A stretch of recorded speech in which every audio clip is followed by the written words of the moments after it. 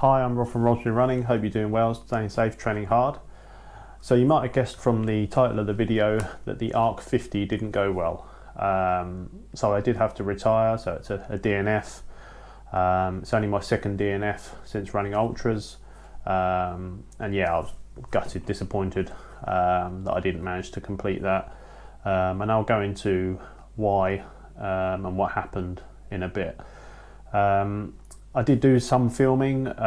This is by far not the best piece of filming that I have done due to the circumstances and the toughness of this course. But I'll play you what I did do and then what I did film, sorry, and then we'll come back afterwards and discuss exactly what happened.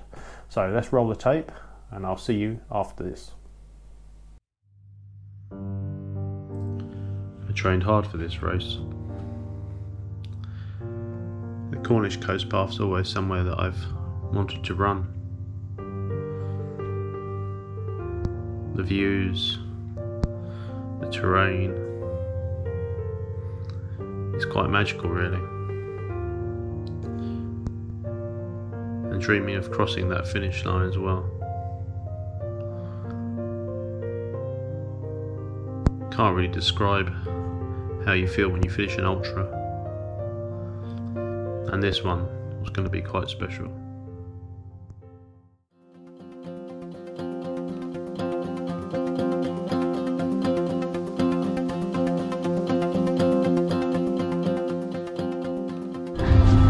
Hi, Rob from Roger Running. Hope you're doing well, staying safe, training hard. We are in Cornwall at the Mudcrew Theatre, the start of the Arc of Attrition Arc50. So looking to get around the run today, hopefully around 12 hours or under. And yeah, really looking forward to this one. It's going to be an awesome day, awesome event, and you'll be coming along to see all of it with me. So I'll do as much film as I can. Obviously we're going to give it a bit of whirly today if we can, but yeah, we'll capture as much footage as we can along the way as well. So sit back, relax, and let's get this done.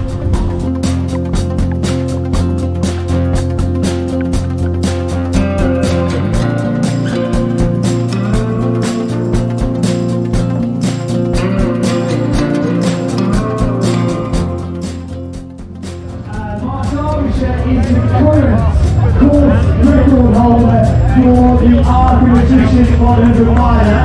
Last year, he smashed the record by pretty much an hour, coming in, doing 100 miles on the Southwest Coast Path in 19 hours and 12 minutes.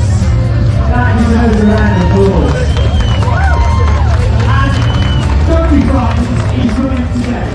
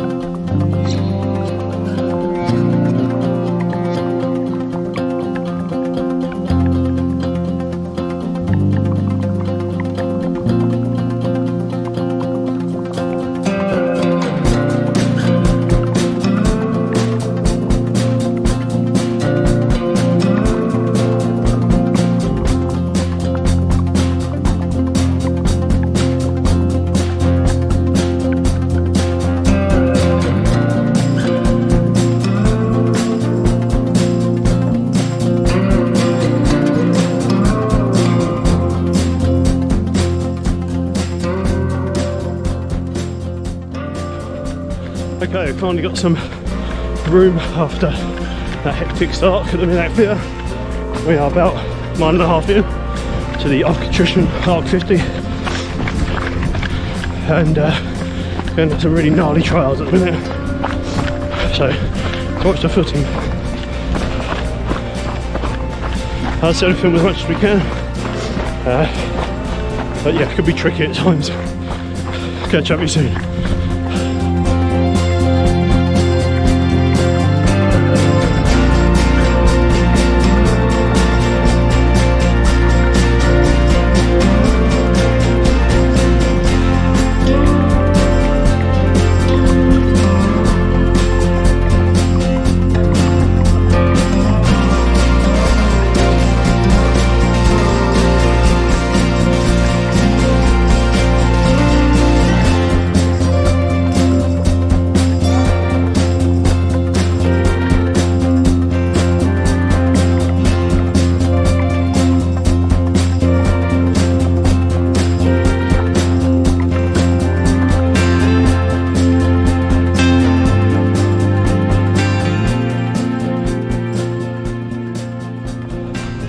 Okay, quick update. We are 5 miles in to the Arc50, and yeah, it's been pretty tough going to begin with. Lots of gnarly trails, really difficult to get any rhythm.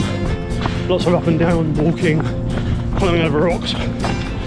So really difficult to get going, but plodding away and chiseling away at it slowly. So what a beautiful course though.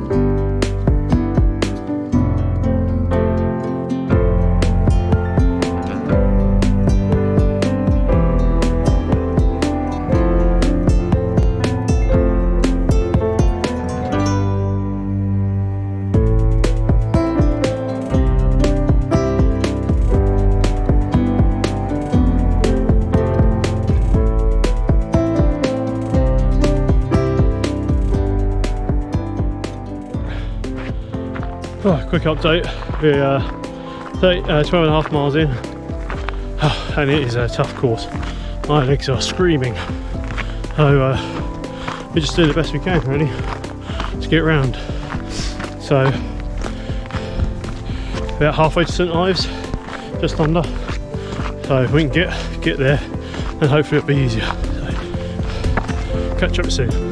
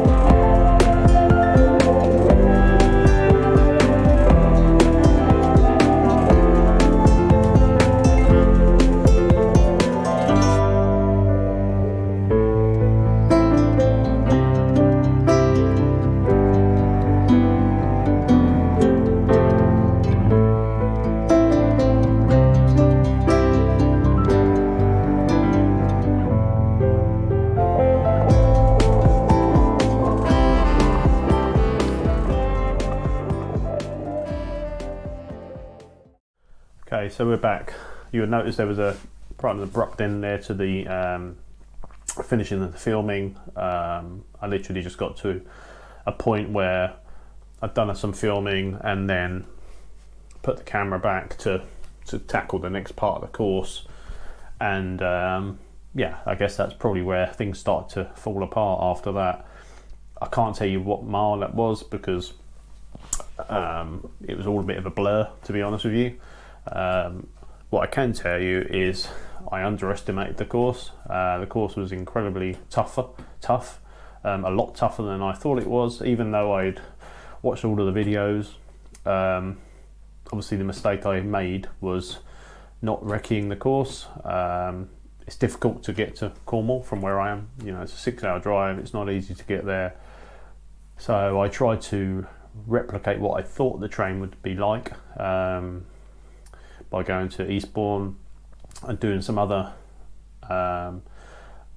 specific types of training to try and replicate that. But I now see that that was nowhere near enough for what needed to be done to tackle that race. So yeah, I'll obviously be putting that right and going back next year and ensuring that I finish that race. But what did happen, so apart from the terrain being tough, I mean, the race started quite well. We went away from the Minack theatre absolutely fine, and you would have seen from the updates in the videos that the first updates are absolutely fine. So only when I got to 12 miles in, I thought, well, you know, this is a tough old course. There's a lot of what I would call scrambling, going across boulders and things, up very steep climbs. I was lucky I took my poles with me because my poles probably got me to St Ives, which is where I retired. But yeah, the terrain was tough, definitely tough. A lot of people I spoke to agreed. A lot of them had struggled to get to St Ives, but yeah, it was certainly tough for me. But it wasn't the only reason that I struggled in that race. I got my hydration wrong, basically. Obviously I was an unsupported runner. A lot of runners were supported, but I wasn't. Maybe that was a mistake, I don't know. However, there were enough archangels around, and if you don't know what an archangel is, that's people stationed around the course to provide water, emergency water should you need it, and help and assistance. There were enough of them around so you could be unsupported. But the mistake I made, and it didn't feel like a mistake at the time, but now looking back on it I can see that it was that I didn't take enough water or electrolytes on board early enough in the race. So there are sections, quite long sections, where you don't see anybody, but earlier in the race there are probably 2 or 3, I would say, areas where archangels are waiting for you should you need to top up your bottles. And I was going through thinking, well, my bottles are half full, I'm fine, I'll make it across. And I thought I had enough fluid on me actually to get me through the 28 miles. Had the terrain been less elevation, etc., I would have had enough fluid, but I didn't really take that into consideration, and I didn't expect to have to work quite so hard as what I was doing on those climbs and across those boulders. They really take it out of you, and your water and fluids just disappear, so you end up drinking a lot more than what you normally would, or at least I did. So yeah, I think where it all fell apart really was that I didn't drink enough early on, and then although I did top my bottles up just before we went into a large section before St Ives, which is probably a 10-mile section, that is about 2 hours, I did top my bottles up. I went through that fluid so quickly that I probably had an hour and a half without drinking anything, and because I couldn't drink, I didn't eat. And another reason I didn't eat is because I was concentrating so much on the climbs and where my footing was placed, because it was very tricky underfoot. I actually forgot to eat, and of course that all plays its part in your energy levels. If you don't drink enough and you don't eat enough, then you spiral into this place where you're basically running on air. You're running, you've depleted all your energy, and that's only going to go one way once you start doing that. And then that started happening, and then mentally the mind went at that point, because all I was focused on was not having any fluid, and it just went out of control from there on, really. So yeah, the race kind of unravelled, and I guess 5 miles out from St Ives, it was already in my head that when I got to St Ives I was going to pull out, and you know, I did go back and forwards and try and talk myself out of that, and even when I got to St Ives, to the checkpoint, the staff, they were brilliant, you know, and they were trying to talk me out of it, and they said, you know, you'll regret it. And yeah, maybe, and I do regret pulling out, but at the time it just felt like the right thing to do. My legs were absolutely finished when I got to St Ives. I was struggling to run, but in hindsight, if I'd have given it half hour in St Ives, eaten, refueled, rehydrated myself, and gave my legs a rest, or went to the massage table where there were masseurs there, probably could have got myself out. But my mind wasn't in the right my frame of mind to do that, and you can't. That's where you need someone to give you a kick up the bum, say get out and do it, you know. But I didn't. So yeah, that's where it unravelled, really. I was disappointed at the time. I was also a bit relieved, to be honest with you. It's kind of a mixture of the two. Certainly when I got back to my hotel, and my wife and daughter were there, then I was really disappointed. Mainly not just for myself, but for them, because they didn't see me cross the finish line, and they'd come especially to watch that. So yeah, it's a tough old feeling, and probably for the next 2 or 3 days after that I was a bit, you know, down in the dumps about it. But you know, I've come to terms with that now. I've already decided what I'm going to do differently next year. How my training is going to change. I've booked myself a week already in Cornwall to go down and recce the course, spend time on those areas that I struggled, to make sure that I don't struggle again. Make sure I get my hydration right, check the points where I know the Archangels are going to be, to make sure that my bottles are always full when I get to those points. So yeah, a lot of learnings, but next time I will beat that course, for sure, and I'll beat it well. So I've definitely learnt my lesson there, and as I said before in many of my videos, I'd never go back usually and do a race twice. This is definitely an exception to the rule. I want to do myself justice on that course, so that's what we're going to do.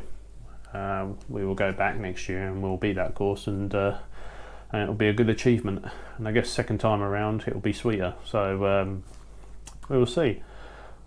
But yeah, that's it. That's kind of my Arc story. Quite disappointing, very poor filming, but I will take the camera along again next time, and next time I will be filming to the end, so therefore you'll get to see the full course and not just the first 14 miles of it, or whatever it was. So yeah, that was it really.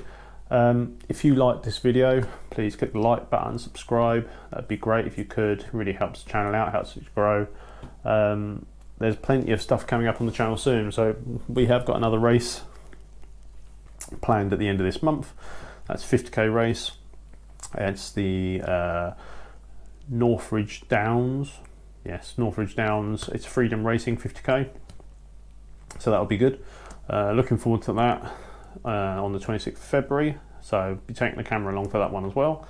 And some other videos coming up as well in between then. So keep an eye on the channel and on social media, and I will catch up with you all soon.